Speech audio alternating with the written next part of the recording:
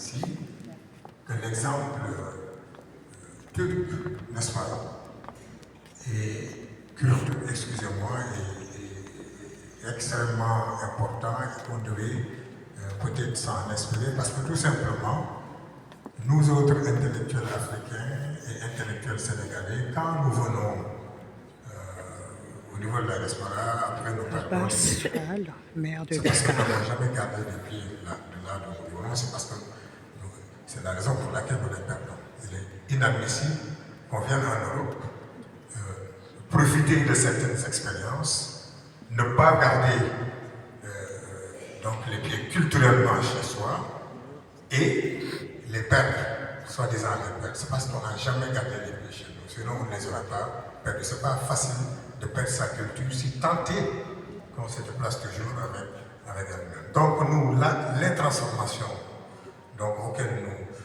nous aspirons et que nous essayons de faire revenir, c'est d'abord la transformation au niveau d'abord culturel pour pouvoir qu'il y ait un véhicule pour nous pour aller vers toutes les formes de transformation, caractère économique, social et autres. Ça, c'était peut-être un lien avec donc, le débat de tout à l'heure. Donc, vous avez effectivement au Sénégal, comme je l'ai dit, nous avons l'agenda de transformation nationale dans lequel la diaspora occupe une place extrêmement importante. Il y a tout un dispositif qui est mis en place pour permettre à la diaspora de rester, mais aussi de garder un pont avec le pays à travers des mécanismes de financement de projets. Au niveau, par exemple, de la ville de Dakar, nous avons le fonds de développement municipal. Au niveau central, il y a le FASE, qui est un fonds d'appui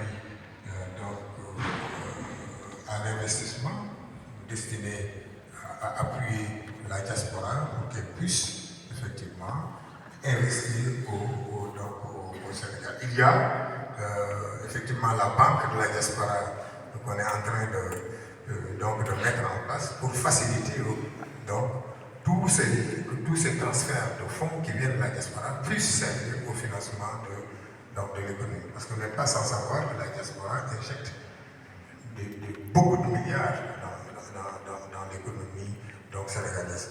Sur le plan social, en termes de prise en charge des besoins sociaux, beaucoup de nos compatriotes qui sont ici font vivre des milliers de foyers au Sénégal. Cela, c'est vrai, est extrêmement important, mais cela a ses limites. Il faut trouver des mécanismes qui permettent à ces ressources-là de créer des opportunités de petites entreprises qui puissent permettre de promouvoir le développement économique et social des populations sénégalaises. En tout cas, il y a beaucoup de mécanismes qui sont mis en place pour permettre à la diaspora de continuer à s'investir ici, mais beaucoup plus à s'investir au Sénégal. Merci Monsieur le maire. Je voudrais donner la parole à l'ambassadrice de Moldavie en France, Madame Corina Colugaro. Justement, Madame l'ambassadrice, dans tous ces rôles de diaspora qu'a évoqué Monsieur le maire à l'instant, et puis tous les autres, moi j'ai une question qui est très simple, c'est comment la diaspora, parce que vous avez parlé de la vôtre, votre diaspora, contribue-t-elle finalement à la vitalité à la fois économique, associative des territoires? Et je sais que vous avez particulièrement envie de mettre l'accent sur la diaspora moldave. Tout d'abord, merci beaucoup pour la ville de Paris pour l'organisation d'un tel débat, très actuel et très nécessaire aussi. Je crois qu'il faut tenir compte du fait qu'en 2024, 700 milliards de dollars ont été envoyés comme rémittance par le diaspora. Et ça fait plusieurs années qu'on a parlé d'une contribution économique du diaspora dans leur pays d'origine. Moi, j'insiste à dire qu'aujourd'hui, quand même, dans le 21e siècle, c'est notre devoir plutôt, et c'est le cas du diaspora moldave, on parle des citoyens globaux qui devraient être bien éduqués, bien intégrés et d'assurer une contribution dans le pays hôte et dans le pays d'origine. Dans le cas de la Moldavie, aujourd'hui, on parle d'1 million de citoyens qui habitent à l'étranger, plus de 100 000 ici en France, mais on parle d'une diaspora francophone, parce que quand même la Moldavie c'est un pays francophone et l'apprentissage de langue française se fait dans plusieurs écoles et dans toutes les filières francophones soutenues dans toutes les universités d'ailleurs, soutenues par l'Agence universitaire de la francophonie et par l'ambassade de France en Moldavie. Bien sûr qu'aujourd'hui on a d'un côté les gens sont dans la situation, soit ils continuent les études en Moldavie, soit ils viennent dans les pays francophones, où ils ont plusieurs échanges. Après, on parle des différents spécialistes. D'ailleurs, je trouvais ici en France, il y a une communauté qui parle roumain des médecins, qui représente à peu près Madame Karina Kolu-Garo, ambassadrice de Moldavie voilà, en c'est France. une contribution réciproque. Après, il y a des notaires, des avocats et tout ça. Et finalement, il y a une partie du diaspora qui sont quand même avec les liens ou les racines très proches. Et jamais pour les Moldaves, il n'y a pas de rupture dans leur situation qu'ils sont à l'étranger. C'est ici que dans notre cas, on parle de participation très active des citoyens aux élections. On a eu par exemple les élections présidentielles et le référendum sur l'intégration européenne en 2024 avec un taux extraordinaire et le plus haut taux de participation, 300 000 de Moldaves à l'étranger, ils ont voté. Ils ont introduit aussi la différence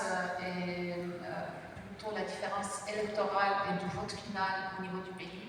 Cette année, on a eu les élections parlementaires et d'ailleurs, je remercie énormément les autorités centrales et locales françaises, d'ailleurs aussi la maire de la ville de Paris, pour toute l'aide, parce que nous, on a eu 26 sections de vote partout en France, mais la grande majorité en Île-de-France, où généralement, l'année passée, on a eu 31 000 participants au vote, cette année, 25 000 participants au vote. Ça veut dire qu'ils sont très liés au pays. D'un côté, ils sont en France, ils contribuent au développement de la France, mais de même façon, ils sont très attachés à tout ce qui se passe au pays. C'est d'ici qu'on a plusieurs programmes officiels aussi de retournement au pays, des investissements, par exemple, il y a des projets avec l'Union européenne 1+1, 1 euro investi par un Moldave, 1 euro soutenu par les différents programmes. D'ici, je voulais summariser par le fait qu'on parle du diaspora, mais quand même, ils sont des citoyens. Parce que nous, on a eu à un moment donné à Moldavie la terminologie des ethnies, les minorités nationales, et tout le monde a commencé à dire qu'ils ne sont pas des minorités, ils sont des citoyens moldaves. Et je crois qu'ici, c'est mieux de promouvoir l'idée de citoyenneté globale pour faire l'implication et la responsabilité commune. Oui, c'est bien qu'on vient dans des différents pays, de partager les valeurs, mais de même façon de se faire connaître. Et d'ici, par exemple, dans notre cas aussi aujourd'hui, les citoyens moldaves qui sont en France, ou dans les autres pays, mais plutôt je dis de ceux qui habitent en France, pour nous, ils sont aussi des agents de changement, des stéréotypes concernant la Moldavie, mais de même façon, ils sont des agents de transformation pour préparer l'adhésion de la Moldavie à l'Union européenne. Finalement, c'est un exercice commun de valeur ajoutée.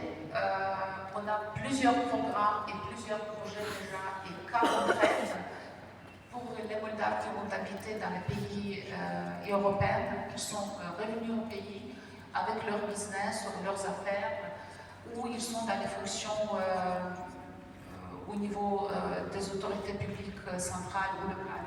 Finalement, je crois qu'il faut s'accepter, il faut reconnaître les valeurs ajoutées, mais je crois Un que séminaire sur les diasporas c'est l'éducation. à la mairie de Paris. Pour le diaspora qui habite à l'étranger, pour n'oublier pas les racines. Le thème diaspora et territoire dynamique de transformation et de rayonnement. De se bien intégrer en respectant toutes les lois et l'approche qui existe au niveau du pays hôte. Et finalement, tout ça contribue au développement, pas seulement financier, mais aussi par les valeurs, par la contribution au développement économique, social de chaque pays. On voit bien là qu'il y a la force de ces liens, en tout cas internationaux, puisque vous faites référence à cette diaspora moldave. Je voudrais donner la parole à monsieur le représentant du gouvernement.